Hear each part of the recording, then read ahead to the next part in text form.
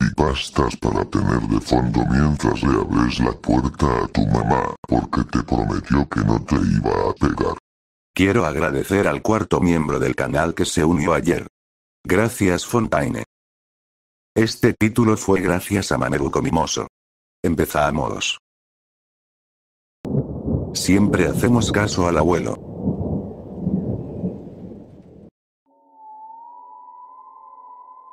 Al principio, realmente me daba curiosidad ver a todos escuchando a mi abuelo.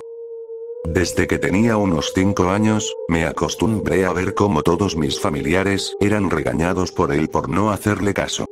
Eso siempre terminaba en cortaduras, moretones y, eventualmente, fracturas. Pero jamás lo vi levantar un dedo para hacerle daño a alguien. Bastante extraño, supongo. De hecho, desde entonces, no recuerdo a nadie desobedeciéndolo. Sus peticiones no eran difíciles, pero sí bastante extrañas. Una vez, mi familia planeó ir de campamento al norte, y el mismo día que íbamos a salir, mi abuelo llamó desde su casa y nos gritó que nos quedáramos en casa. Y así lo hicimos. Sin hacer preguntas. Aunque ya habíamos empacado y el auto estaba listo, ¡puf! Nos quedamos en casa. Raro, ¿verdad? No me malinterpretes. Amo a mi abuelo. Toda mi familia lo hace. Era un empresario y tenía muchos restaurantes familiares por todo el país. De vez en cuando íbamos a su enorme casa, y siempre nos preparaba su famoso pay de manzana, la especialidad de la familia. Nos recibía con su sonrisa casi desdentada y jugaba béisbol conmigo y con Tyler en su patio trasero cuando éramos pequeños. Por las tardes, nos llevaba al lago del pueblo para pescar o darnos un chapuzón mientras disfrutábamos del sol. También nos hacía un fuerte con cobijas cuando nos quedábamos a dormir y nos contaba grandes historias de su pasado. Así que, como ves, el abuelo no era malo. Aún así, ocasionalmente seguía ordenándonos hacer esto o evitar aquello, y nadie lo cuestionaba. Su voz era la ley en la familia. Quienes lo desobedecían terminaban con cortaduras y moretones, y hasta el día de hoy, sigo sin saber por qué. Una vez, cuando mi abuelo tenía 94 años, mi tío, su hijo menor, después de mi papá, salió a probar su nueva motocicleta, a pesar de los frenéticos llamados de mi abuelo para que no lo hiciera. Una hora después, recibimos una llamada del hospital local diciendo que mi tío había tenido un accidente terrible y que tendrían que amputarle la pierna izquierda para salvarle la vida. Así que, como probablemente imaginaste, ese fue el día en que entendí algo sobre mi abuelo. Tal vez tenía algún tipo de don, veía cosas antes de que pasaran. Pero ¿quién creería algo así? Supongo que nadie. El 24 de septiembre, el abuelo finalmente falleció a la avanzada edad de 96 años. Como tenía una enorme fortuna, mi papá y sus hermanos acudieron al abogado del abuelo para leer su testamento. Para mi sorpresa, el abuelo me dejó su mansión. Genial, pensé. Yo esperaba que me diera su BMW, pero en su lugar, mi hermano Tyler se lo llevó. Maldito suertudo. Así que, sí, me quedé con la mansión. Era bastante grande para que un viejo viviera solo. También se había construido hace mucho, así que se sentía más como una casa ancestral que como una mansión. ¿Quién querría vivir en un lugar tan viejo, no? En cuanto me pasaron los papeles, decidí vender la casa. Sin embargo, mi papá insistió en que la visitara una vez más, para ver si cambiaba de opinión. Tras muchas insistencias, terminé aceptando. Llegué a la casa del abuelo y empecé a revisar todo. Fui al ático y encontré nuestro viejo bate de béisbol, el que usaba para jugar con nosotros. También vi montones de fotografías antiguas apiladas en un viejo gabinete. Tomé una y vi que eran fotos del abuelo cuando recién empezaba con sus restaurantes. Luego revisé las habitaciones, los baños y la cocina para asegurarme de que todo funcionara bien y pudiera atraer compradores. Cuando terminé, me acosté en el sofá y me relajé un poco, escuchando la brisa veraniega y el silencio de la casa vacía. Y entonces, lo oí. Un sonido de tic-tac. No, varios sonidos de tic-tac. Venían de la cocina. Me levanté y traté de rastrear la fuente del sonido, revisando cada rincón hasta que puse mi oído contra la pared del fondo. El sonido era fuerte ahí dentro, y cuando golpeé la pared, me di cuenta de inmediato de que estaba hueca. Pasé la mano por la superficie hasta que encontré algo. Una puerta secreta. La abrí con cautela, encendí la linterna del celular y la apunté hacia adentro. Había una escalera que descendía a lo que fuera que había ahí abajo. El sonido del tic-tac era más fuerte. Bajé, buscando un interruptor de luz. Cuando finalmente lo encontré y lo encendí, lo que vi me hizo estremecer. Montones, y quiero decir montones, de relojes de pared alineados contra las paredes del sótano. Cada uno tenía el nombre de un miembro de la familia. Vi los nombres de mis padres, de Tyler, y el mío. En la esquina más alejada, un reloj con el nombre del abuelo estaba detenido. A su lado, había un teléfono. Entonces entendí que no eran relojes normales. No giraban como los demás. En cambio, todos estaban contando hasta las 12 en punto. El del abuelo ya había llegado a las 12. Retrocedí, tratando de procesar lo que estaba viendo, cuando, de repente, los relojes con los nombres de mis padres ding sonaron fuerte. Vi que estaban a 5 minutos de las 12. Entonces entendí. Mis padres estaban a punto de tomar un vuelo hacia Europa. Su avión despegaba en 5 minutos. Los llamé frenéticamente y les rogué que volvieran a casa. Mis padres me escucharon de inmediato y salieron del avión lo más rápido que pudieron. Me desplomé en el suelo, sintiéndome aliviado, mientras observaba cómo los relojes de mis padres retrocedían lentamente a la 1 en punto. Por fin entendí a mi abuelo.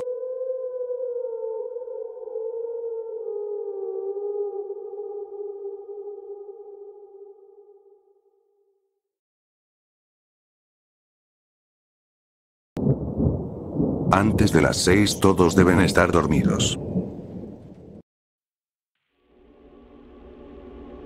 Crecí en un pequeño pueblo rural. No recuerdo su nombre ni sé si todavía existe, pero recuerdo que estaba rodeado de densos arbustos y árboles, prácticamente en medio de la nada. Durante el día, era un pueblo normal. Los panaderos abrían sus tiendas y el aroma del pan recién horneado impregnaba el aire matutino, las florerías exhibían sus productos, los niños salían a jugar, los negocios funcionaban como de costumbre, ya sabes, la rutina diaria. Pero seguíamos un horario muy estricto. Nadie podía salir, abrir su tienda o siquiera despertar antes de las 6 de la mañana. Así que, sí, todo era normal de día. De noche, sin embargo, las cosas se ponían aterradoras. Las campanas de la iglesia sonaban 2 veces a las 5 de la tarde, y en cuanto eso ocurría, todos cerraban sus negocios apresuradamente, los niños corrían de vuelta a sus casas lo más rápido posible. Cuando faltaban 10 minutos para las 6, las campanas volvían a sonar 2 veces, señalando que era momento de dormir. Y todos dormían. Daba igual si tenías sueño o si no habías cenado, tenías que cerrar las ventanas, acostarte y obligarte a dormir. Si no podías, al menos debías fingirlo. Así era todos los días, todas las noches. Nuestro pueblo quedaba envuelto en la oscuridad. Solo la luna iluminaba aquel lugar solitario. Y aquí viene lo más extraño. En nuestro pueblo, siempre era luna llena. Cuando el reloj marcaba las 6, ellos descendían. Esas cosas recorrían el pueblo, buscando a alguien que rompiera la rutina. Se asomaban por nuestras ventanas, buscando a alguien despierto. Y nadie sabía realmente qué pasaba si te encontraban. Los hombres de la iglesia, los que dirigían el templo, nunca nos dijeron nada, solo nos pedían que rezáramos para que nadie sufriera las consecuencias. Hasta que, una noche, mi tío se hartó. Pasó todo el día preparándose para enfrentarlos. Cargó su rifle de caza, tomó su botella de ron, encendió un cigarro y se instaló frente a la iglesia, esperando a que aparecieran. Ni siquiera mi padre pudo convencerlo de que volviera a casa cuando sonaron las campanas de las 5. Nosotros corrimos a casa, cenamos rápido y nos acostamos. Cerramos los ojos. Las campanas sonaron de nuevo. 10 minutos para las 6. Escuchamos el silencio de la noche, esperando. Y entonces lo oímos. Un grito desgarrador, seguido de varios disparos. Luego otro grito, más largo, más fuerte, como si alguien estuviera siendo torturado. Después, silencio. Un silencio absoluto. Hasta que se escuchó una risa. Una risa que resonó en todo el pueblo. Y no era una risa de niño. Sonaba como la de un hombre, pero grave y profunda, como si viniera de algo enorme. Cuando amaneció, mi padre fue corriendo al lugar donde mi tío había pasado la noche. Lo seguimos de cerca y ahí lo vimos. O, mejor dicho, lo que quedaba de él. Cada una de sus extremidades había sido arrancada. Su piel había desaparecido por completo. Su boca había sido cortada en una sonrisa grotesca que se extendía hasta sus orejas. Pero lo más extraño de todo, no había ni una sola gota de sangre en el suelo, a pesar de lo brutal que había sido su mutilación. Nos fuimos al día siguiente. Mis padres se negaron a hablar de ello y actuaron como si ese lugar nunca hubiera existido. Yo también seguí con mi vida. Más o menos. Que esta historia sirva de advertencia. Nunca te sientas demasiado confiado. Y cuídate de la noche.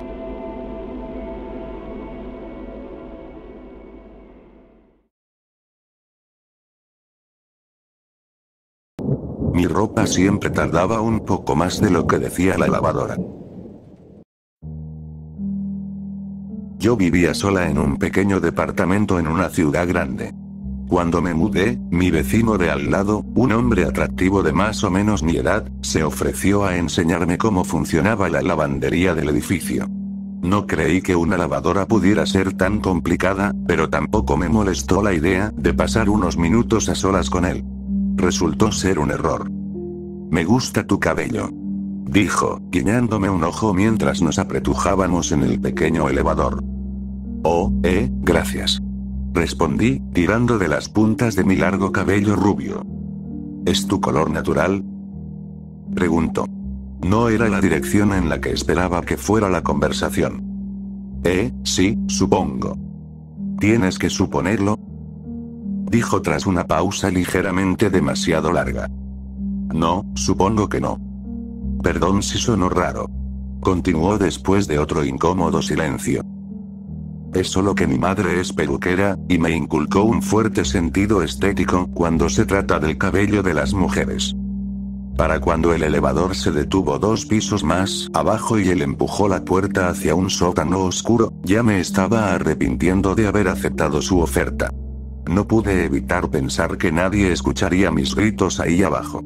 Consideré cerrar la puerta del elevador y largarme de ahí, pero no me atreví a ser tan grosera con mi nuevo vecino. Seguramente solo estaba exagerando. Oh, qué bien. Respondí, siguiéndolo por la esquina hasta la pequeña habitación donde estaban la lavadora y la secadora. Estos son los botones para el programa, dijo, sin mirarme directamente. Mientras continuaba la explicación, noté que miraba justo por encima de mis hombros y mi cabeza, pero nunca hacía contacto visual. Supuse que se sentía avergonzado por haber sido tan directo antes, y me relajé un poco cuando vi que el tiempo pasaba y no intentaba nada extraño. Y eso es todo. Salí de la pequeña habitación con él siguiéndome de cerca. Podía oír su respiración y me sentí profundamente incómoda al volver a meternos en el diminuto elevador. Avísame si tienes algún problema, ¿sí? Cuando salimos del elevador, seguía sin mirarme a los ojos. Me giré y entonces caí en cuenta. Mi cabello. Había estado mirándolo todo el tiempo. Reprimí un escalofrío, entré rápidamente a mi departamento, cerré la puerta de golpe y la aseguré con llave. Por supuesto que me tocó un vecino raro, qué suerte la mía. Afortunadamente, casi nunca lo veía, así que no era realmente un problema. La lavandería, por otro lado, tuve que verla muchas más veces de las que me hubiera gustado. La lavadora tenía la molesta costumbre de terminar más tarde de lo que indicaba en el display. Al principio pensé que era mi culpa. Tenía la mala costumbre de poner el temporizador solo cuando ya estaba de vuelta en mi departamento, así que asumí que me equivocaba con el tiempo. Pero poco a poco empecé a darme cuenta de que, en realidad, era la lavadora la que se retrasaba, no yo la que llegaba temprano. Intenté lo obvio. Agregar 5 minutos extra a mi temporizador. Lo único que logré fue comprobar que no siempre se retrasaba, y que cuando lo hacía, no era siempre por 5 minutos. No voy a fingir que era un misterio que me quitaba el sueño, pero sí me hacía quejarme cada semana, porque odiaba pasar tiempo en ese sótano espeluznante. No me quitaba el sueño, hasta que descubrí la razón. Un día metí mi ropa sucia en la lavadora, la encendí y volví a subir en el elevador como siempre. Pero entonces solté un gruñido al darme cuenta de mi error. Había dejado mis llaves en el sótano. De vuelta abajo. Mientras el elevador descendía por lo que ahora pensaba como un abismo oscuro, noté a través de la pequeña ventana que la luz estaba encendida. Estaba segura de haberla apagado. Siempre lo hacía, aunque odiara el momento de oscuridad en ese sótano. Empujé la puerta con cuidado y salí, cerrándola detrás de mí con sigilo. ¿Un sonido? Me detuve. ¿Había un perro olfateando ahí abajo? Asomé la cabeza por la esquina hacia la pequeña habitación de la lavadora, y me quedé helada, con el corazón tan alto en la garganta que casi me hizo vomitar. Mi vecino estaba ahí, sosteniendo un par de mis bragas mojadas contra su rostro, inhalando profundamente. Metí la cabeza de vuelta de golpe. Sal de aquí sin que te note. Esa fue la única idea que pasó por mi mente. Retrocedí, tanteando a ciegas la puerta tras de mí. Encontré la manija y di otro paso atrás, justo cuando el elevador ascendió, dejándome atrapada en el sótano con él. ¡Ey, vecina! Mis entrañas se helaron. Lentamente me giré para enfrentarlo, convencida de que iba a morir. Supongo que estas son tus llaves, dijo, extendiéndomelas mientras caminaba hacia mí. Busqué desesperadamente algo que decir, algo que calmara la situación. Sí, gracias. Logré decir. No hay problema. Después de lo que pareció una eternidad, el elevador volvió a bajar. Ambos entramos y nos quedamos ahí en silencio. Mi corazón latía tan fuerte que estaba segura de que podía oírlo. Podía ver mi camiseta moverse con cada latido.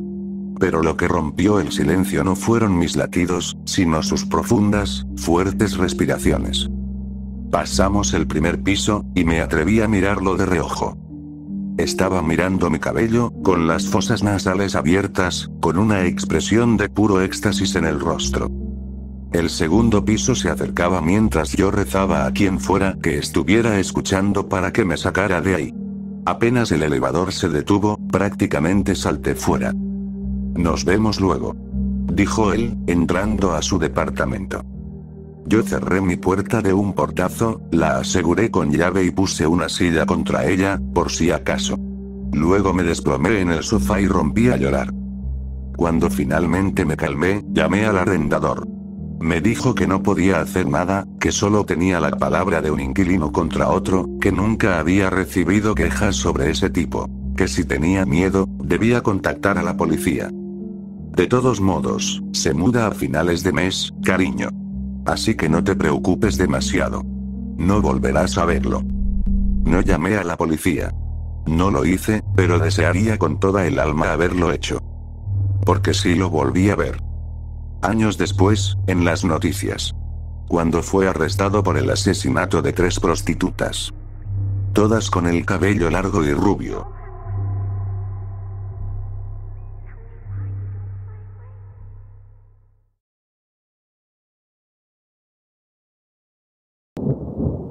Algo nos llevó a mi novio y a mí.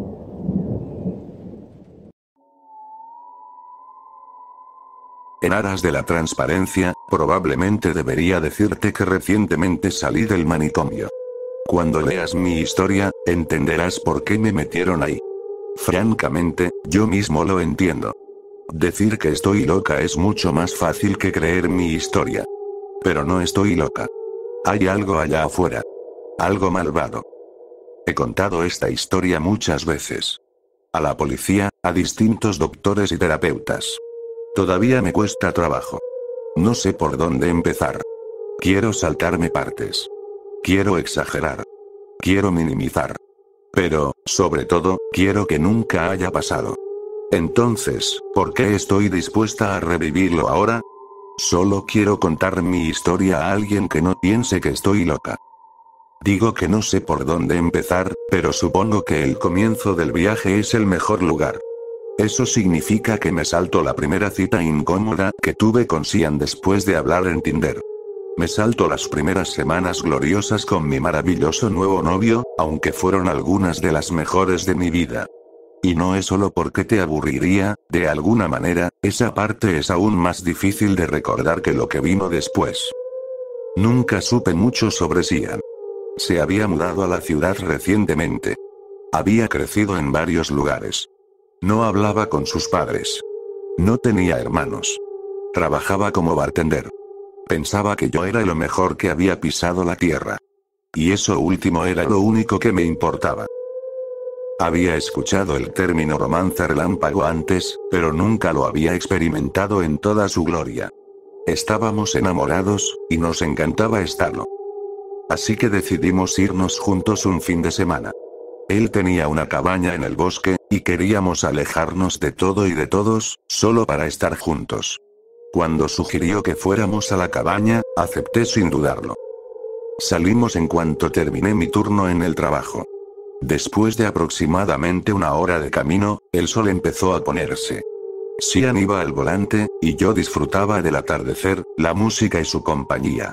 Llevaba la ventana abajo, los pies en el tablero y la mano afuera, sintiendo el viento. Me sentía completamente en paz. El glorioso rojo y rosa se convirtió en morado y luego en negro, y seguíamos manejando. Para entonces, estábamos en lo profundo del bosque. Altos pinos bordeaban el camino angosto. Solo podía ver unos metros hacia la oscuridad a cada lado. Recuerdo haber pensado lo fácil que sería que esto fuera la escena inicial de una película de terror. La pareja feliz, en camino a su escapada romántica, cruzando un bosque oscuro y aterrador, cayendo en la trampa de un asesino. Se lo dije a Sian. Él rió y me llamó loca. Más bien la escena final de una comedia romántica, cariño. Dijo, y me sonrió de esa manera que aún me hacía temblar las rodillas. Sian había traído té caliente en un termo, y lo bebí con gusto. El líquido tibio y el movimiento constante del auto me dieron sueño, como siempre. Nada me hace dormir más rápido que estar en un coche en la oscuridad. Me quedé dormida. Cuando desperté, estábamos en un viejo camino maderero, sintiéndome desorientada y somnolienta. ¿Dónde estamos? Bostecé, estirándome. Oh, estás despierta. Parecía casi decepcionado. ¿Quieres más té? La verdad es que tengo que ir al baño. No, gracias. ¿Falta mucho para la cabaña? No, llegaremos en media hora, más o menos. Puedo parar si quieres. No, prefiero evitar el baño de la naturaleza si puedo. Oh. Frunció el ceño. Está bien. Apoyé la cabeza contra la ventana y miré la oscuridad entre los árboles. Los enormes abetos se alzaban como gigantes sobre nosotros. Me sentí inquieta. No me gustaba no poder ver dentro del bosque. Era tan oscuro, y nuestras luces eran tan brillantes. Me sentía demasiado visible. Entonces vi algo. Desapareció antes de que pudiera asimilarlo por completo. Dejé escapar un pequeño grito. Había un hombre parado al lado del camino. Alguien estaba allá afuera, en la oscuridad. Tenía la espalda vuelta, pero cuando las luces lo alcanzaron, giró la cabeza hacia nosotros. Juro que sentí su mirada clavándose en mi alma. Sian me preguntó qué pasaba. ¿No viste a ese hombre ahí? Pregunté sorprendida. ¿Qué hombre? El hombre al lado del camino. ¿Qué? No. ¿Estás segura de que eso fue lo que viste? Sí, era un hombre. Llevaba un gorro rojo. Eso es raro, muy raro. Dijo Sian, frunciendo el ceño. No hay muchas casas por aquí, que yo sepa. Me estremecí. Dios, espero que no nos siga hasta la cabaña. Tendría que correr muy rápido para seguirle el ritmo al auto, no me preocuparía por eso. Y eso suponiendo que no fuera solo un árbol con forma humana. Supongo. Me encogí de hombros. Mi corazón seguía latiendo con fuerza. Esto no parecía la escena final de una comedia romántica. ¿Dónde estamos? En el bosque. Estamos cerca. No te preocupes, vuelve a dormir. Hice lo que me dijo. Dejé que mis párpados cayeran mientras mi mente se deslizaba hacia la cálida comodidad del sueño y la seguridad. De repente, un golpe me sacudió y me lanzó fuera del asiento. Entré en pánico y miré a Sian. Estaba desplomado sobre el volante, con sangre escurriendo de un corte en la frente. Miré afuera. El auto estaba en la zanja. Podía sentir mi corazón martilleando en mi pecho. Sentía el pánico a punto de apoderarse de mí. ¿Qué se hace en un accidente automovilístico? ¿Qué se supone que debo hacer? Mantén la calma. Respiré hondo. Verifica las heridas. Miré a Sian. Estaba herido, eso era evidente. ¿Estaba vivo? Extendí la mano temblorosa hacia su cuello, temiendo lo que podría descubrir. Respiré hondo otra vez y presioné mis dedos contra lo que esperaba que fuera su vena yugular. Un pulso. Exhalé aliviada. Sian estaba vivo. Saqué mi teléfono de la guantera. Me temblaban tanto las manos que me tomó 3 intentos desbloquearlo. Traté de marcar, pero todo me parecía demasiado lento. Escribí 911, presioné llamar y esperé. Nada. Miré la pantalla. Sin servicio. Por supuesto.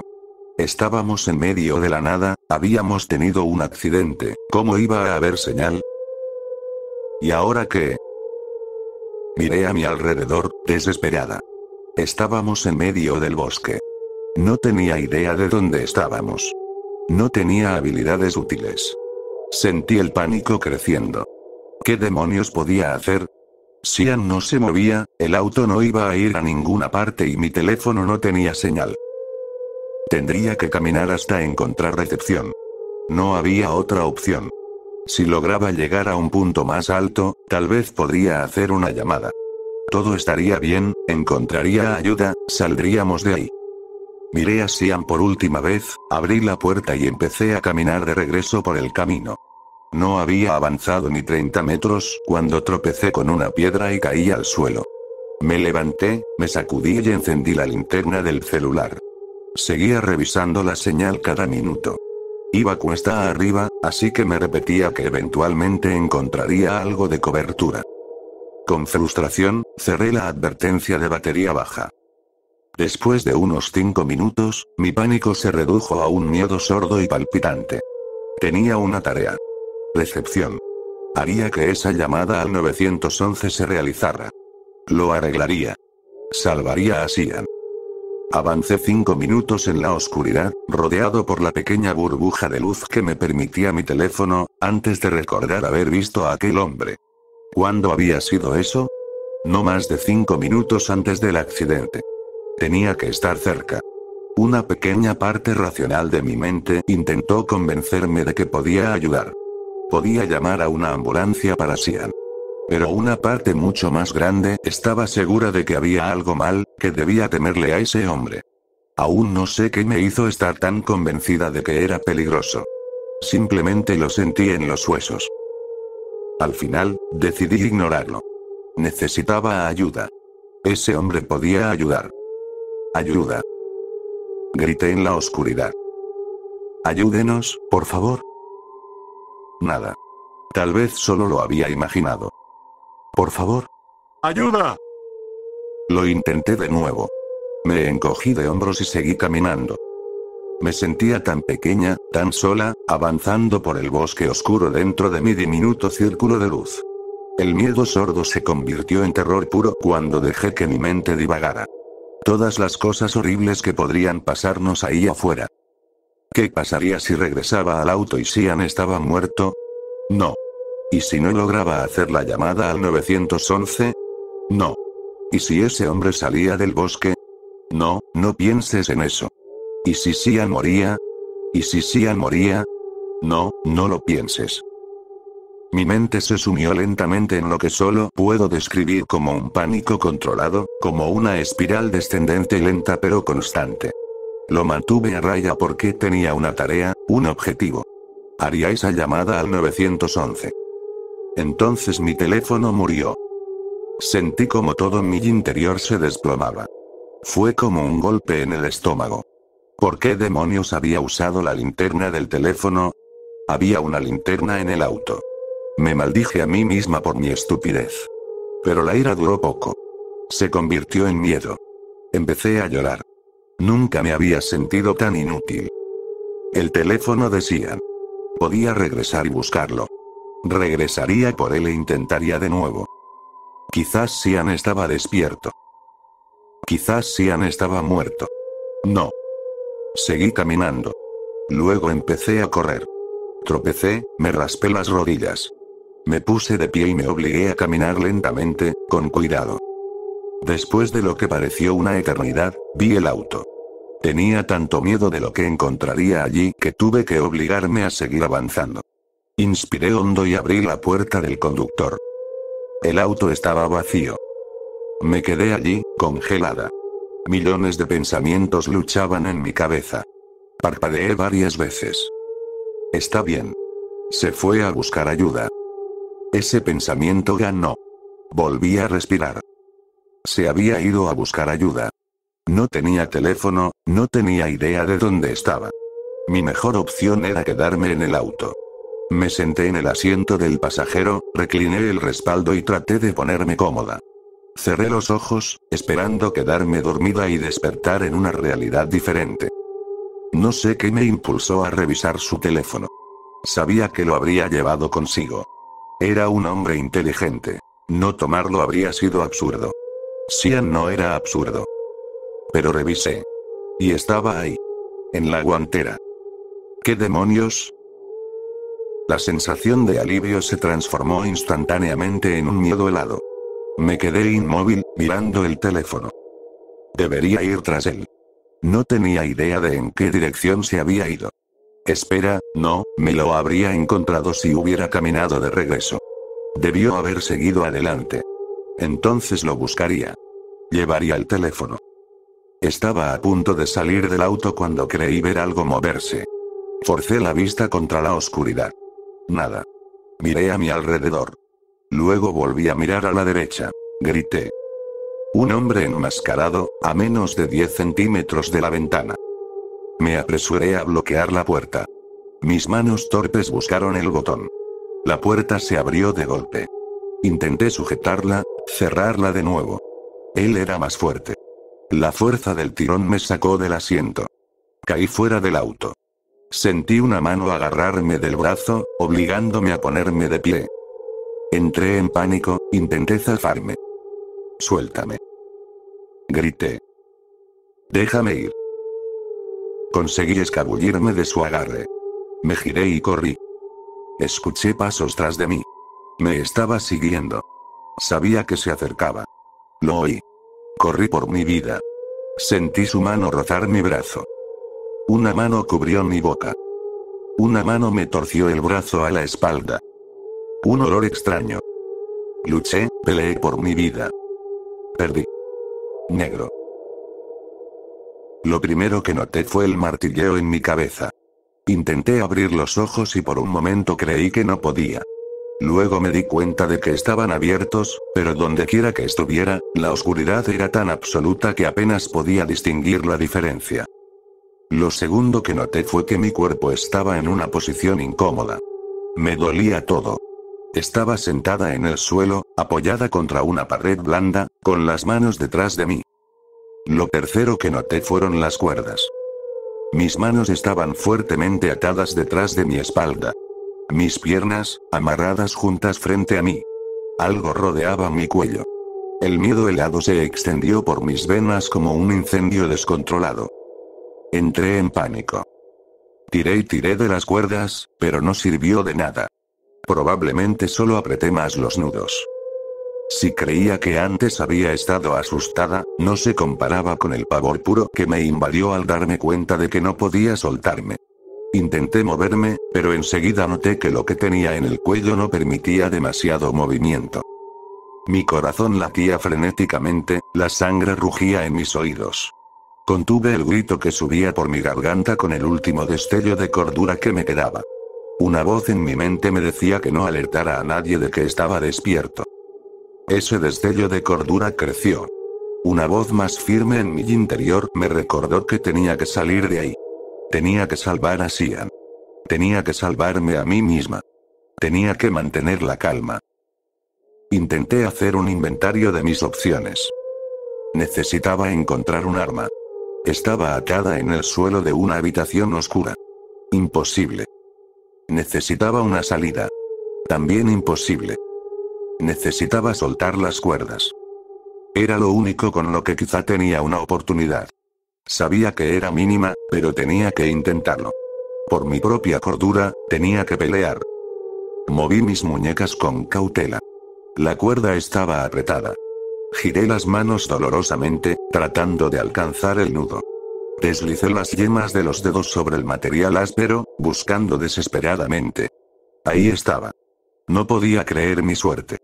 Se me ocurrió que quien me había atado no era muy bueno en ello. Intenté meter un dedo entre la cuerda del nudo. No se movió ni un milímetro. Quizá, después de todo, no eran tan estúpidos. La cuerda no cedía en absoluto. Pero seguí intentándolo. Era todo lo que tenía, mi única esperanza. No sé cuánto tiempo estuve trabajando en ese nudo. Quizá 1 hora, tal vez 3. La puerta se abrió de golpe. Una luz cegadora llenó la habitación. Cerré los ojos y traté de apartar la mirada. Alguien entró. «Bebe esto», ordenó bruscamente un hombre, presionando un vaso contra mis labios y obligándome a inclinarlo. Me atraganté con lo que solo puedo describir como el batido más asqueroso que jamás haya probado.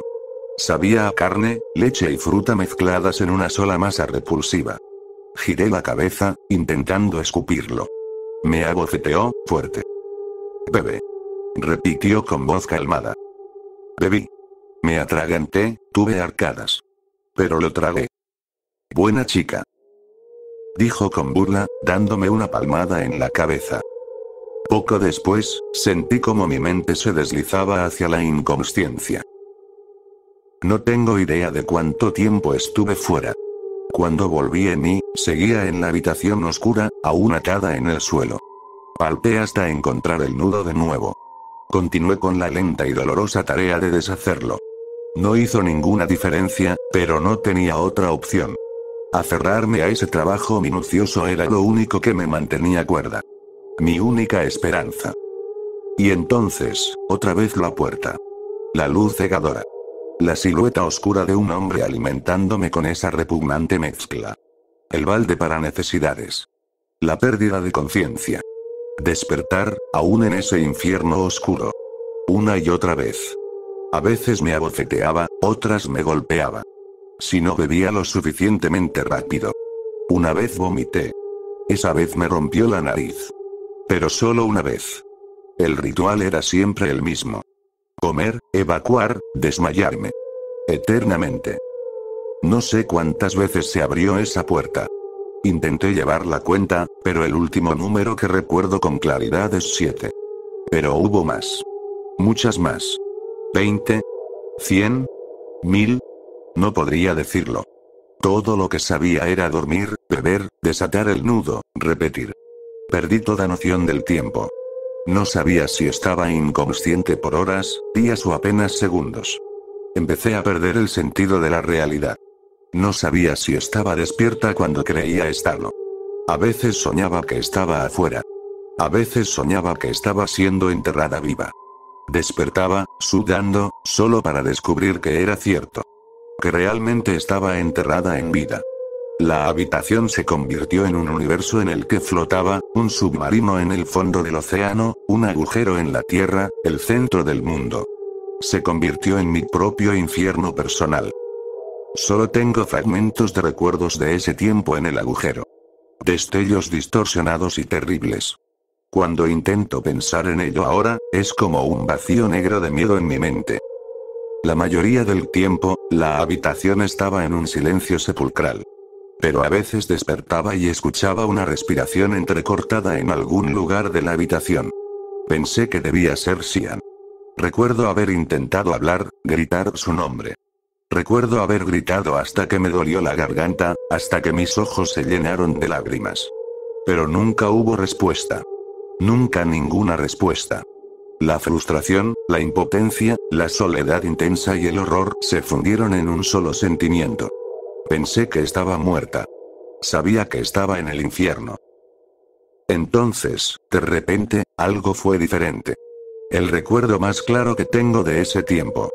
No sé qué pasó, si el hombre cometió un error o si lo hizo a propósito para destrozarme la mente, para torturarme aún más.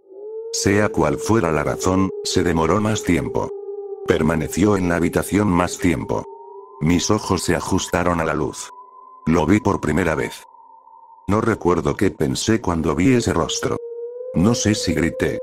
Solo recuerdo la sensación de mi mente tratando desesperadamente de comprender. Era Sian. El hombre era Sian. No pude reaccionar. Solo pude mirarlo. Durante lo que pareció una eternidad, contemplé ese rostro al que tanto amaba. Entonces lo noté. Había algo extraño en su cara. Era Sian, pero no era Sian. Su sonrisa se curvaba de manera diferente, sus ojos no tenían ese brillo cálido del que me enamoré. Era como si alguien hubiera visto una foto de Sian e intentado esculpir su rostro a partir de ella. Como si los ángulos fueran incorrectos, como si los músculos no se movieran de la forma en que deberían. ¿Quién eres? Creo que pregunté. ¿Qué eres? Me miró como si yo fuera algo repulsivo. Soy Sian. Soy tu novio. ¿Sabes eso, verdad? Su voz estaba llena de odio, tan distinta a la voz cálida y amorosa de Sian. No, no eres Sian.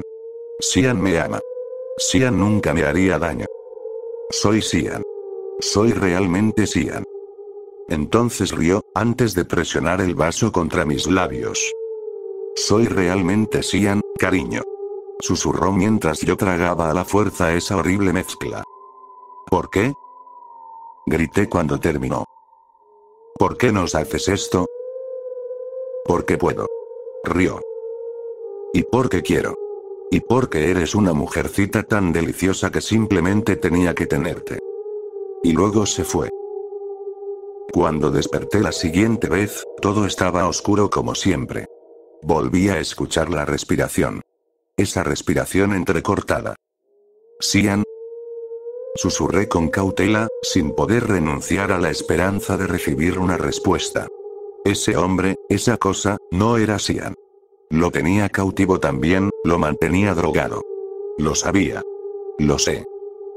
Sian. ¿Qué? Un susurro débil. No puedo describir la alegría que sentí en ese momento. No estaba sola en la oscuridad. Sian, amor, estoy aquí. Voy a sacarnos de aquí. Sian. ¿Salir? No. Su voz sonaba derrotada. ¿Sí? Nos vamos a ir de aquí. No te preocupes. Yo, no. Y luego, nada. Seguí intentando hablarle, pero no hubo respuesta. Ataqué la cuerda con renovada determinación. Ahora tenía que salvarnos a ambos. Algo maligno nos retenía, nos estaba haciendo algo terrible. ¿Qué era esa cosa? ¿Por qué llevaba el rostro de Sian? Tenía que ser algún tipo de cambiaformas. Un demonio. Estaba usando la cara de Sian para atormentarme, para quebrar mi espíritu. No sabía qué plan siniestro tenía en mente, pero no iba a quedarme para averiguarlo. Escuchar la voz de Sian cambió algo dentro de mí. Ataqué el nudo con más fuerza. Finalmente, mis doloridas y entumecidas yemas de los dedos lograron mover algo en él. No puedo describir lo maravilloso que se sintió. Tal vez fue la mejor sensación de toda mi vida. Ese primer destello de esperanza después de días, semanas, años, siglos en ese agujero. Estaba libre. Iba a ser libre. Con otra dolorosa eternidad de esfuerzo, el nudo cedió. Mis manos estaban libres. Iba a salir de ahí. Sentí algo alrededor de mi cuello. Un simple collar para perro, que se abría como un cinturón. Fácil. A tientas, busqué el nudo que mantenía atadas mis piernas. Trabajé en él en un silencioso pánico, con el miedo constante de que el hombre regresara antes de que pudiera soltarme. Pero, de repente, el nudo cedió y fui libre. Me incorporé con cuidado. Hacía días que no sentía mis piernas. El hormigueo al apoyarme en ellas fue una nueva forma de tortura. Me sostuve con una mano contra la pared. Oh, iba a salir de ahí, eso era seguro.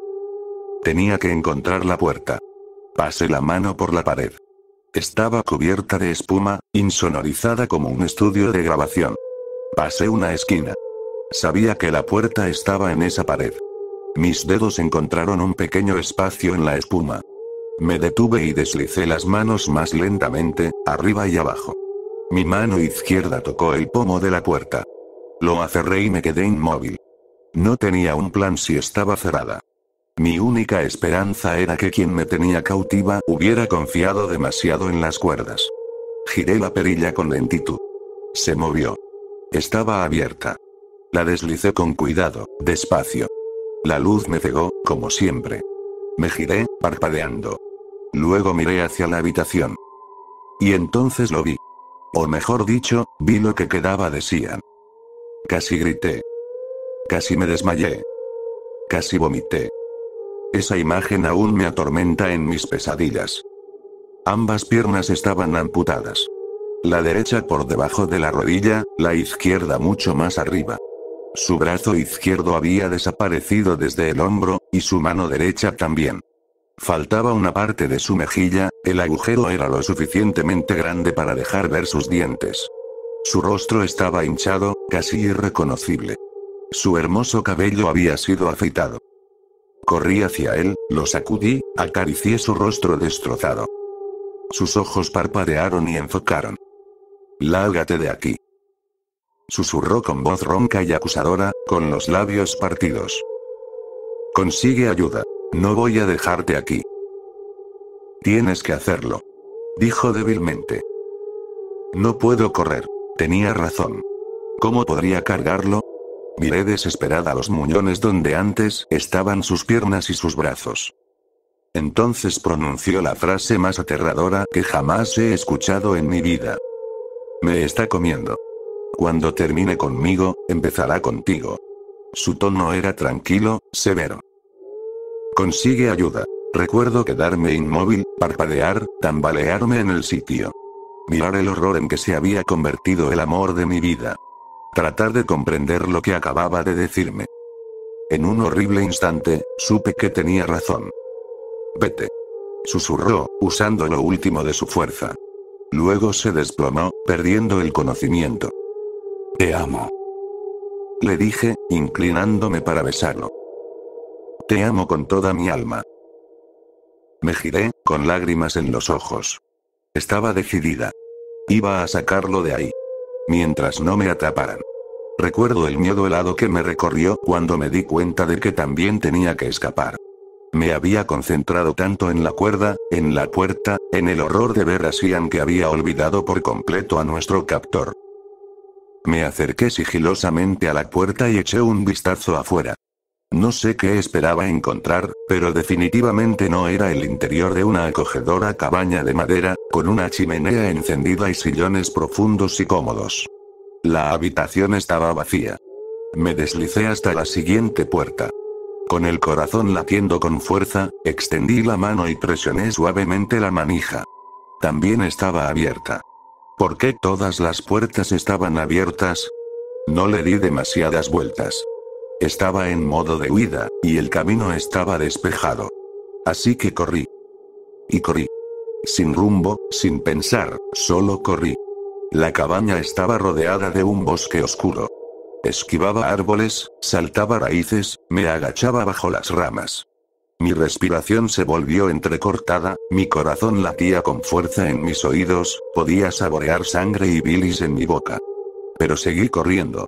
Cuando ya no pude correr, caminé. Cuando ya no pude caminar, gateé. El sol se puso y cayó la oscuridad. Tenía que seguir, tenía que encontrar ayuda, tenía que sacar a Sian de ese infierno. Pero no podía. Mi cuerpo ya no respondía. Me arrastré bajo un arbusto y me desmayé de inmediato. Escapar de la habitación no significó que la pesadilla hubiera terminado. Terminé vagando por ese maldito bosque durante días. Se convirtió en mi nuevo infierno. Tenía hambre, estaba agotada, adolorida. Mis pies descalzos estaban hinchados, cubiertos de cortes. Si no hubiera sido por Xian, me habría tumbado a morir. Me maldije por haberlo dejado. Debería haberme quedado, debería haber peleado. Podría haber encontrado un arma, podría haberme escondido, haber esperado a que el cambiaformas regresara, haberlo matado. Podría haber salvado a Xian. ¿Por qué nunca pensé? ¿Por qué no lo saqué al menos de la habitación? Podría haberlo escondido en el bosque. Podría haber hecho algo. Decidí regresar. Pero no tenía idea de dónde estaba, ni hacia dónde iba. En ese punto solo vagaba sin rumbo. Pero seguí adelante. Por Xian. Finalmente, después de otra eternidad, tropecé con un sendero. Intenté seguir avanzando. De verdad lo intenté. Pero mi cuerpo simplemente se rindió. Lo último que recuerdo es caer. Desperté en una habitación blanca y brillante, con olor a limpio. Un hospital. Recuerdo haber gritado por Xian. Luego llegaron las enfermeras corriendo, me administraron medicamentos y me deslicé fuera de la conciencia. Desperté otra vez. O eso creo. Llegó el FBI e intenté contarles sobre el cambiaformas. Me hicieron preguntas sobre Xian. Les dije que tenían que ayudarlo. Me dijeron que lo encontrarían, que no me preocupara. Más drogas. Más preguntas. Mi madre llorando. Diciéndome que todo estaría bien. Diciéndome que encontrarían a Xian. Esa fue una época tan confusa. La realidad y la pesadilla se difuminaban. No sabía qué estaba pasando. Ahora sé más. Me encontraron 2 semanas después de que Xian y yo salimos de viaje. Habíamos partido hacia la cabaña en Washington, y me hallaron en un sendero de excursionistas en el sur de California. Nunca encontraron nuestro auto. Nunca encontraron a Xian. Recuerdo el momento en que me di cuenta de que el FBI no creía en mi historia sobre el cambiaformas devorador de carne. Creo que ese fue el peor momento de todo el calvario. Viéndolo en retrospectiva, no me sorprende que no me creyeran. Sé que debía haber soñado como una loca. Según su versión de los hechos, Xian había sido el culpable todo el tiempo. Lo habían visto en una gasolinera una semana después de mi desaparición. Me mostraron el video. Les dije que era el cambiaformas. Se intercambiaron miradas preocupadas. Fingí no darme cuenta. Me dijeron que su nombre era falso, que no había registros de él en ninguna parte. No pudieron encontrar a su familia, y no tenía amigos en el bar ni en ningún otro sitio, hasta donde ellos sabían. Que había montado una vida falsa para llevarme al bosque y desaparecer. Dijeron que parecía que me estaba manipulando, o algo así. Bueno, yo sabía la verdad. Xian me amaba. Siempre había sido un lobo solitario, me lo dijo. Tenía algunos amigos de la infancia con los que todavía estaba en contacto. No conocía sus nombres. Nunca había conocido a ninguno, pero él tampoco había conocido a mis amigos. No me parecía extraño en absoluto, pasábamos todo nuestro tiempo juntos. Y no hablábamos del pasado, hablábamos de nuestro futuro. Parecían pensar que Xian era algún tipo de asesino serial psicópata. La cosa más ridícula que había escuchado en mi vida. Xian era lo mejor que me había pasado. Al principio, no me importaba si me creían o no. Estaban buscando a Xian, y eso era lo único que importaba. Cuando lo encontraran, quedaría claro que él no se había amputado sus propias extremidades. Pero entonces supe que no estaban buscando la cabaña. Me dijeron que él ya no estaría allí. Que estaba huyendo. ¿Huyendo? Si ya no tenía piernas. Recuerdo haberles gritado. Rogado que salvaran a Xian. Cuando intenté escabullirme del hospital para salvarlo por mi cuenta, me trasladaron a la sala psiquiátrica. A la cerrada. Otro agujero infernal. Otra prisión donde los días se convirtieron en semanas y luego en siglos. Los médicos intentaban convencerme de que estaba loca, que había inventado la historia del cambiaformas porque no podía afrontar la verdad. La verdad de que Xian me había secuestrado, que me había torturado. Me dijeron que mi mente se había roto cuando vi que era él quien me tenía cautiva. Que los cambiaformas no existen. Cuando aprendí a mentir mejor, me dejaron salir. Habían pasado meses. Ni siquiera intenté buscar a Xian. Estaba muerto. Lo sé con certeza porque justo después de que me encontraran, hubo un incendio forestal masivo en la misma zona del bosque. Supe en mi corazón que fue el cambiaformas cubriendo sus huellas, destruyendo la evidencia. Quemando los restos de Cian hasta dejarlos irreconocibles para que nunca fuera exonerado. Esa cosa sigue allá afuera, y eso me aterra. Pienso en cuántas personas ha devorado.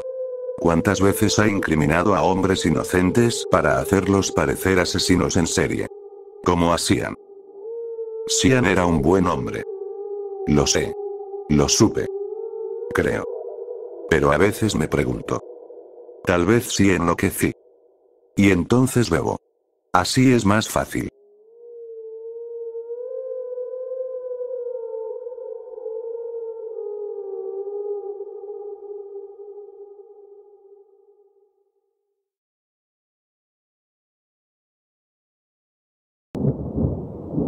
Mis vecinos del piso de arriba.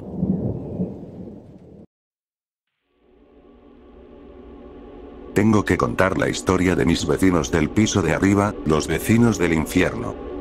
Recientemente me mudé al departamento de mis sueños. Supe que era exactamente lo que siempre había querido en cuanto crucé la puerta en la visita. No era demasiado caro, así que hice una oferta. Después de unos días de ansiedad insoportable, recibí la llamada. El lugar era mío.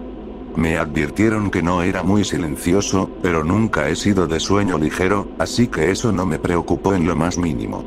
Estaba emocionada por la idea de vivir en mi hogar ideal.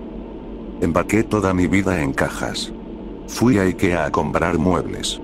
No menos de 3 veces, para ser exacta. Gasté muchísimo dinero. Especialmente en cosas que en realidad no necesitaba, pero que le daban un toque especial al lugar. Estaba enamorada de ese departamento, y cuando uno está enamorado, hace locuras. La primera noche, después de que los de la mudanza trajeron mis muebles e IKEA entregó todas mis compras, me senté en el sofá y admiré los frutos de mi esfuerzo. Nunca había estado tan feliz con un lugar. Después de años de vivir con compañeros de piso extraños y de encontrarme con cabellos ajenos en la regadera, sentía que me lo merecía. Mi pequeño palacio. Y entonces empezó. Mis vecinos de arriba. Cada vez que caminaban, sonaba como si una estampida de ñus estuviera huyendo de un león. Sabía que ahí vivía una pareja, pero no entendía cómo era posible que solo 2 personas hicieran tanto ruido. Me molestaba, claro, pero no me preocupaba demasiado. Como dije, no tengo el sueño ligero, y en algún momento tendrían que irse a la cama, ¿no? Error. Después de algunas semanas, me quedó dolorosamente claro que esas personas nunca dormían. No solo nunca dormían, sino que además pasaban todas las noches moviendo muebles, o algo así. Me acostaba en mi cama, tratando de imaginar qué demonios estaban haciendo para hacer tanto ruido. Parecía que había más de 2 personas allá arriba. Sonaba como si hubiera todo un batallón de tamborileros. Y luego empezaron los gritos. Supuse que no se llevaban muy bien. Si hablaran un idioma que entendiera, podría haber escuchado con claridad cada insulto que se lanzaban. Pero el tono no necesitaba traducción. Se sentía como si en cualquier momento fueran a arrancarse la cabeza el uno al otro. Hubo un punto en el que deseé que lo hicieran, solo para poder tener un poco de paz. Empecé a dormir con tapones en los oídos, pero luego vinieron los golpes. Un par de veces a la semana, alrededor de las 2 de la madrugada, algo pesado caía al suelo del departamento de arriba. Juraría que hacía temblar mi cama. Me despertaba de inmediato. Me quedaba acostada, lanzando insultos mentales al techo. Como si eso sirviera de algo. Pasaba horas oyendo a alguien tratando de caminar en silencio allá arriba. ¿Para qué molestarse? Quería gritar. Ya despertaste a toda la maldita cuadra con tu golpe. Otras noches, había más gritos, portazos y luego oía unas botas pesadas bajando por las escaleras. Horas después, las botas volvían a subir y luego se metían en la cama. A veces ponían música a todo volumen. Tecno barato, con un bajo insoportable. Más gritos, pero esta vez eran gritos felices. Escuchaba pisadas pesadas que podían ser de alguien bailando. Era bastante obvio que les gustaba beber. Probablemente del tipo de bebedores que apenas si funcionan en sociedad. O al menos, esa era la imagen que me había hecho en la cabeza. Y ni hablemos del sexo. O mejor dicho, sí hablemos del sexo. Siempre sospeché que algunas personas tenían que sonar como estrellas de cine para adultos en la cama. Digo, ¿de dónde si no sacaron la inspiración para los gemidos en esas películas? Pero nunca lo había escuchado en vivo. Hasta que llegó esta pareja. Dios. Sonaban como una jauría de monos chillando al unísono. Y luego estaba su cama. Juraría que la habían puesto contra la pared a propósito, solo para que hiciera el mayor ruido posible. Empecé a preguntarme si en algún momento el muro colapsaría por el trauma repetido.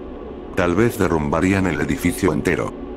Tal vez estoy un poco amargada por mi propia existencia sin sexo, pero eso no era sexo normal. Eso era sexo demoníaco, te lo digo. Bueno, siendo completamente honesta, quizás estoy exagerando un poco, pero aún así. Era demasiado ruido. Desde el primer día, supe en el fondo que en algún momento tendría que hacer algo al respecto. Mi departamento soñado se estaba convirtiendo en mi pesadilla. Detestaba regresar a casa. Detestaba intentar dormir. Soy una persona que evita los conflictos a toda costa, así que durante el día lograba convencerme de que todo estaba bien y de que no era necesario intervenir. Y por un tiempo, eso funcionó. Pero todos sabemos que la negación solo puede llevarnos hasta cierto punto. Eventualmente, llegué a odiar a esas personas más que a nadie en mi vida. Ni siquiera los conocía, pero los odiaba. Bueno, no los odiaba de verdad. Los odiaba como odias a ese tipo molesto en clase, o al imbécil que pone música en sus bocinas horribles en el autobús, o al idiota que se mete en la fila del supermercado. Finalmente, me di cuenta de que no podía seguir viviendo así. Tenía que enfrentar mis miedos, enfrentar a mis demonios y lidiar con la situación. Me tomó un tiempo idear un plan. No quería enemistarme con ellos. Si me veían como la vecina loca y fastidiosa de abajo, jamás se callarían. Necesitaba ser encantadora, desarmante y muy amable. Por fin di con la idea perfecta. Digamos que involucraba una botella de whisky a buen precio y una sonrisa amistosa. Me tomó algo de tiempo armarme de valor, pero finalmente lo hice. Enfrenté mis miedos, subí y hablé con ellos. Y la verdad, la cosa mejoró bastante. Hace unos días, la policía vino a mi puerta. Me preguntaron si sabía algo sobre los vecinos de arriba. Les dije la verdad. Casi no sabía nada de ellos. Preguntaron si había notado algo sospechoso últimamente. No, ¿por qué? ¿Había oído algo extraño? ¿Extraño? ¿Cómo qué? No, nada extraño. Bueno, cariño, parece que tus vecinos tenían serios problemas en su relación. Escuché ruidos nuevos en el piso de arriba. Luego, 2 pares de botas pesadas bajaron por las escaleras. De repente, una camilla con una bolsa para cadáveres apareció en mi vista. Solté un fuerte jadeo. Espera, ¿les pasó algo? Pregunté, el shock reflejado en mi cara. Últimamente ha estado muy tranquilo allá arriba. Pensé que se habían ido de vacaciones o algo así. Lamento que hayas tenido que ver eso, cariño. Dijo con un tono tranquilizador. Todavía no sabemos bien qué pasó. Pero no tienes de qué preocuparte, parece bastante claro. Creemos que se emborracharon, discutieron, ya sabes. Parece que él la mató y luego se quitó la vida. Suspiró. Siempre es el novio en estos casos, ¿sabes? Siempre el novio. Añadió, sacudiendo la cabeza. Mis ojos se abrieron de par en par, llenos de miedo. ¿Están los 2 muertos? ¿Pero, qué? ¿Cómo? No entiendo. Me temo que ya he revelado demasiados detalles del caso. Suspiró. Pero no quiero que tengas miedo. Obviamente fue un problema doméstico. Sé que es algo macabro, pero no es como si hubiera un asesino en serie suelto ni nada por el estilo. Mientras no creas en fantasmas, aquí no hay nada de qué asustarse. Rió. Yo no lo hice. Y esa fue la última vez que supe de los vecinos del infierno del piso de arriba. ¿Por qué escribo esta historia? Bueno, supongo que solo quiero que alguien lo sepa. Dicen que siempre es el novio.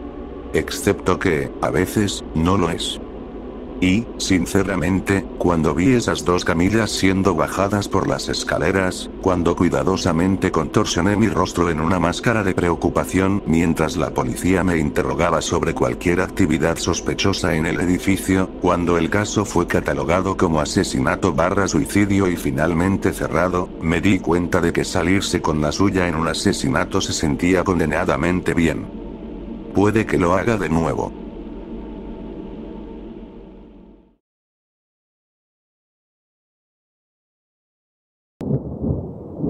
Las muertes en la plataforma petrolera marina. Cuando nos abrochamos en los asientos del helicóptero, habían pasado 3 días y una tormenta enorme desde la última comunicación con la plataforma petrolera. Yo era un aprendiz de mecánico de radio, y mi jefe me llevaba en mi primer viaje mar adentro. Nuestro trabajo era revisar el equipo de comunicación para averiguar por qué se había perdido el contacto. La plataforma apareció en la distancia, enorme e imponente, completamente fuera de lugar contra el mar gris oscuro. No creo que nadie pueda mirar una de esas monstruosidades sin sentir que hay algo inherentemente incorrecto en ellas. Estamos enviando gente allí, en medio del océano, rodeados por olas gigantescas y azotados por tormentas, todo para bombear cadáveres de dinosaurios del fondo marino. Había visto una plataforma de cerca una vez mientras navegaba. En ese momento, las olas eran del tamaño de pequeñas casas, el viento nos azotaba la cara con lluvia, y en cada cresta, el gigante de metal se erguía sobre nosotros. Con el gas en llamas disparando llamaradas contra el viento, pensé que así debía ser el infierno. Incluso ahora, acercándonos en un helicóptero, con el mar tranquilo y el cielo nublado pero sin tormenta, la idea del infierno seguía pareciendo adecuada. Me ajusté el traje de supervivencia amarillo que me habían puesto, esperando no necesitarlo. Mis pensamientos fueron interrumpidos solo por los intentos intermitentes del piloto de contactar la plataforma y el silencio de radio que le respondía. Cuando nos acercamos más, la plataforma entró en foco. Entrecerré los ojos, seguro de que se vería como un hormiguero, con gente moviéndose por todas partes, intentando reparar los daños de la tormenta inesperadamente fuerte. Para mi sorpresa, no pude distinguir a una sola persona. Incluso cuando el piloto rodeó la estructura, acercándose a la plataforma de aterrizaje del helicóptero, no se veía nada en movimiento. El helicóptero aterrizó con suavidad, y nos quedamos ahí un momento mientras las aspas giraban cada vez más lento y el mundo quedaba en completo silencio. ¿Qué demonios está pasando? ¿Dónde está la tripulación?, dijo el piloto, su voz rompiendo la quietud de golpe, haciéndome saltar en mi asiento. Se supone que deberían venir a recibirnos. No lo sé, hombre, respondió mi jefe, quitándose los audífonos y desabrochándose el cinturón. Esto es jodidamente raro, murmuró, y luego se volvió hacia mí. Bueno, muchacho, vamos a revisar esa radio, a ver si descubrimos qué está pasando aquí. Yo luchaba por desabrocharme el cinturón de seguridad, y el calor subió a mi cara cuando el señor T arqueó una ceja. Finalmente libre, me levanté demasiado rápido y terminé tropezando al salir del helicóptero, provocando las risas de los dos hombres. Me puse de pie de inmediato, ignorando el dolor punzante en mi rodilla, intentando recuperar algo de dignidad mientras el viento frío me golpeaba el rostro. Mi jefe me siguió con más gracia, y lo dejé tomar la delantera por la plataforma y bajar la estrecha escalera de acero.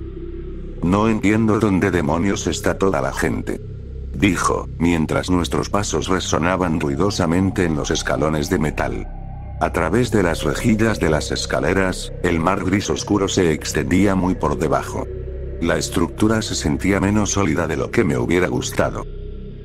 Supongo que lo primero es ir a la sala de radio y ver qué encontramos. Tal vez están enfermos o algo así. ¿Todos? Quizá todos tuvieron una intoxicación alimentaria y están vomitando en sus literas. Bueno, espero que no, por su bien, respondió. Ni siquiera hay suficientes literas para todos, aquí duermen por turnos. Hice una mueca al considerar la posibilidad de una plataforma llena de trabajadores intoxicados al mismo tiempo. Sí, exactamente. Se rió mientras continuábamos por un pasillo estrecho en el exterior del enorme cubo. Aquí está la sala de radio. ¿Por qué no buscas a alguien que nos ayude a averiguar qué está pasando? Tragué saliva, mirando a ambos lados del pasillo antes de asentir. Mi reticencia a aventurarme solo en la estructura aparentemente abandonada fue superada por el miedo a la desaprobación del señor T, así que doblé la esquina. Me encontré con una puerta y la abrí.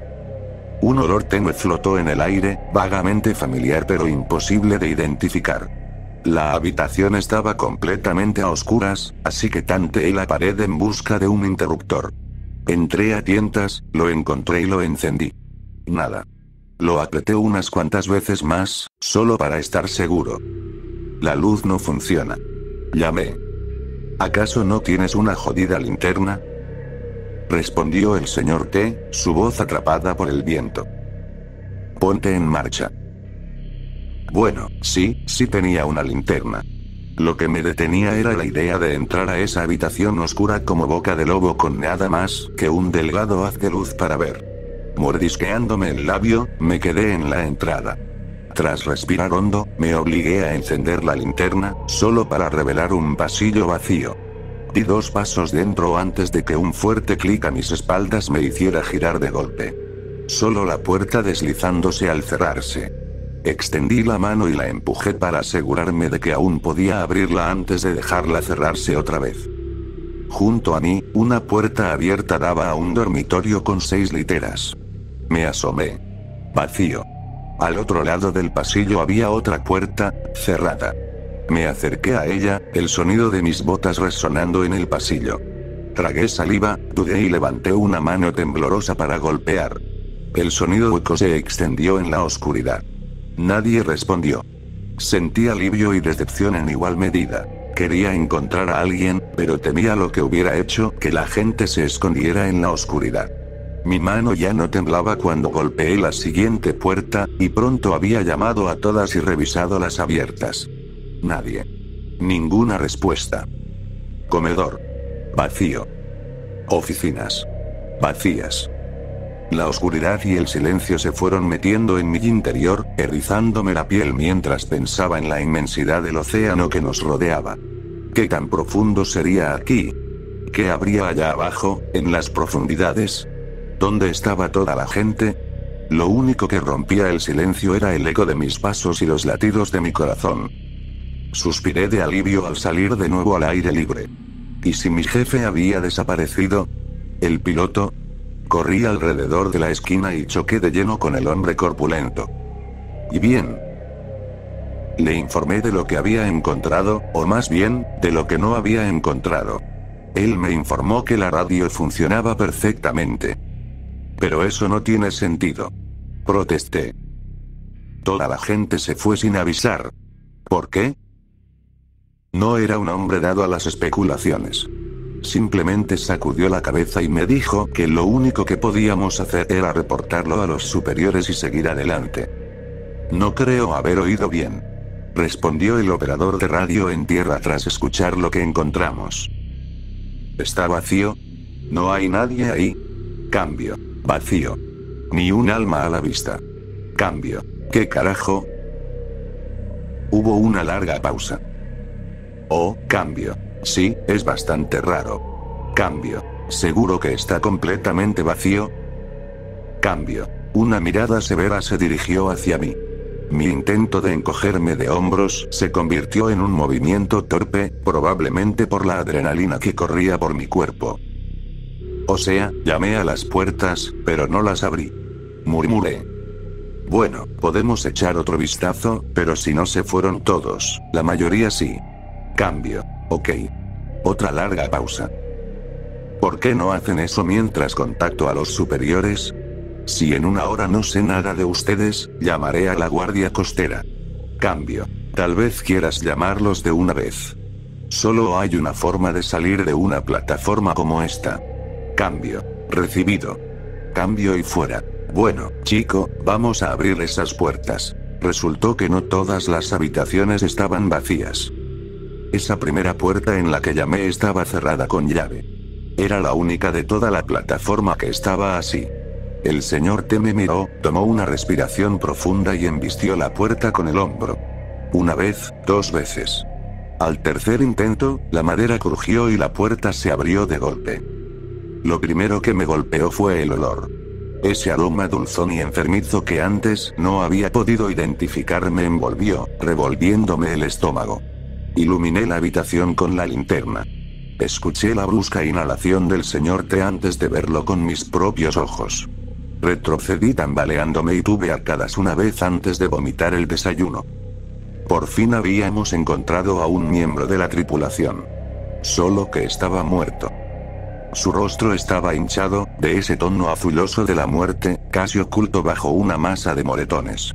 Parte de su cráneo parecía hundido, y la sangre se había coagulado en sus ojos. En la mano que alcanzaba a ver, las uñas estaban levantadas o arrancadas por completo. Mientras lo observaba en estado de shock, el señor T avanzó lentamente dentro de la habitación. El tipo intentó rasguñar la salida. Dijo: «Mira, hay marcas de arañazos por toda la puerta. Ven a ver». A pesar del horror, obedecí. La parte interna de la puerta estaba cubierta de rasguños y sangre. Había una mancha roja de forma extraña, casi perfectamente redonda. Mis ojos bajaron hasta la cabeza del hombre. La abolladura en su frente y la mancha de sangre parecían coincidir en tamaño. Levanté la vista hacia mi jefe, con los ojos desorbitados. ¿Qué? Parece que realmente quería salir, ¿no? ¿Cómo? Mira esto. Tomó un llavero de la cama. No creo que debas tocar nada, dije mientras lo veía caminar hasta la puerta. La segunda llave encajó y giró la cerradura como si nada. El señor T me miró en silencio y, por primera vez, pude ver el miedo grabado en su rostro. Intentó rasguñar su salida cuando la llave estaba justo ahí. Las palabras salieron de mi boca sin pensar. Eso parece. Creo que debemos llamar a la guardia costera, dijo, empujando suavemente el cuerpo con la punta de su bota. Algo le pasó a este tipo. Ver el cadáver moverse fue demasiado para mí. Salí tambaleándome al pasillo y escupí bilis. Informamos por radio lo que habíamos encontrado y nos ordenaron abandonar la plataforma de inmediato. El viaje en helicóptero se sintió eterno, y no aparté los ojos de la estructura hasta que desapareció en el horizonte. El mar se veía oscuro, inmenso, amenazante. Al aterrizar, nos recibió un grupo de personas con trajes de materiales peligrosos. Nos dijeron que debían ponernos en cuarentena. Tal vez hubo algún tipo de enfermedad en la plataforma. No discutí. En parte porque una plaga era una explicación plausible con la que mi mente podía lidiar, y en parte por los guardias armados que vi detrás de los trajes protectores.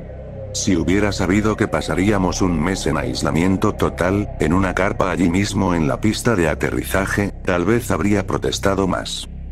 Un mes plagado de pesadillas, mientras mi cerebro intentaba llenar los vacíos de lo que había visto, intentaba encajar explicaciones, cada una más aterradora que la anterior. Entonces, un día, un hombre de traje oscuro entró directamente en la carpa y nos informó que la causa de muerte había sido identificada como una fuga de gas. Éramos libres de irnos a casa.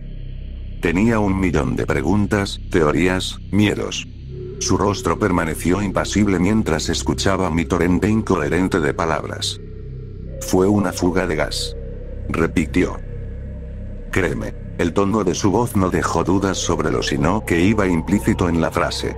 Nos dijo que no habláramos con la prensa ni con nadie sobre lo que vimos. ¿Pero por qué?, pregunté. Porque no quieres volver a verme. Fue todo lo que dijo. Le creí, y nunca conté nada. No hasta hoy. La gente sabía que fui el primero en llegar a la plataforma después de la fuga de gas, así que nadie cuestionó que renunciara a mi trabajo ni que no quisiera hablar del tema. Dejaron de preguntar. Ha pasado mucho tiempo, y el accidente, la tapadera, todo ha sido olvidado por todos, excepto por mí. Pero hoy me pareció un buen día para finalmente contar la historia.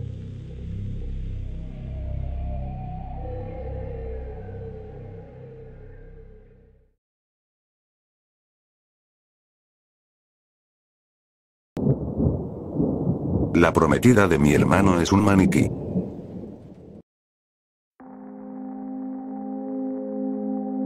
Mi hermano Ken no es lo que llamarías un mujeriego. Pasó la mayor parte de la preparatoria jugando D&D y Magic. Dejé Iterin en el sótano con los pocos amigos que tenía. Por eso fue un shock cuando llamó a casa y dijo que se iba a casar. ¿Sabías que tenía novia, Nick? Me preguntó mi mamá después de la llamada. Ni siquiera sabía si era heterosexual o gay, mamá. Nunca me mencionó nada. Me sentía mal por lo pocos amigos que tenía, así que traté de jugar con él cuando estaba en la universidad.